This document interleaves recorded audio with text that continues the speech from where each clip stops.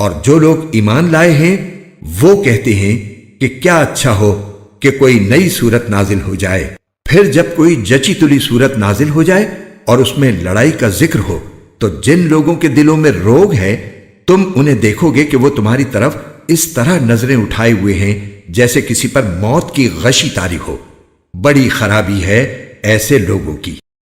یہ فرمانبرداری کا اظہار اور اچھی اچھی باتیں کرتے ہیں، لیکن جب جہاد کا حکم پکا ہو جائے اس وقت اگر یہ اللہ کے ساتھ سچے نکلیں تو ان کے حق میں اچھا ہو۔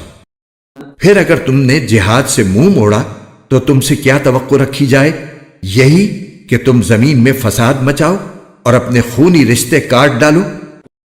یہ وہ لوگ ہیں جن کو اللہ نے اپنی رحمت سے دور کر دیا ہے، چنانچہ انہیں بہرا بنا دیا ہے اور ان کی آنکھیں اندھی کر دی ہیں۔ بھلا کیا یہ لوگ قرآن پر غور نہیں کرتے یا دلوں پر وہ تالے پڑے ہوئے ہیں جو دلوں پر پڑا کرتے ہیں؟ حقیقت یہ ہے کہ جو لوگ حق بات سے پیٹ پھیر کر مڑ گئے ہیں، باوجود کہ ہدایت ان کے سامنے خوب واضح ہو چکی تھی، انہیں شیطان نے پٹی پڑھائی ہے اور انہیں دور دراز کی امیدیں دلائی ہیں۔ یہ سب اس لیے ہوا کہ جو لوگ اللہ کی نازل کی ہوئی باتوں کو ناپسند کرتے ہیں، ان منافقوں نے ان سے یہ کہا ہے کہ بعض معاملات میں ہم تمہاری بات مانیں گے اور اللہ ان کی خفیہ باتوں کو خوب جانتا ہے۔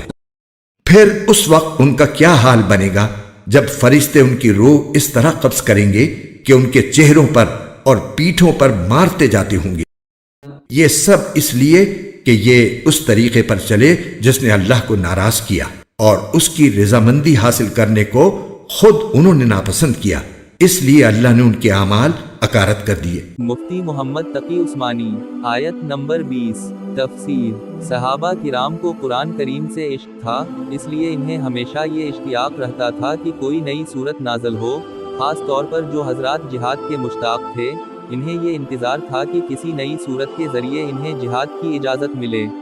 منافق لوگ بھی ان کی دیکھا دیکھی کبھی اس خواہش کا اظہار کر دیتے ہوں گے، لیکن جب جہاد کی آیتیں آئیں تو ان کے سارے اشتیاق کی کلی کھل گئی۔ اللہ تعالیٰ فرماتے ہیں کہ زبانی شوق ظاہر کرنے کا کیا فائدہ؟ جب وقت آئے اس وقت اگر اللہ تعالیٰ کے ساتھ کیے ہوئے وعدے کو سچا کر دکھائیں تو ان کے حق میں بہتر ہو۔ آیت نمبر 22۔ تفسیر۔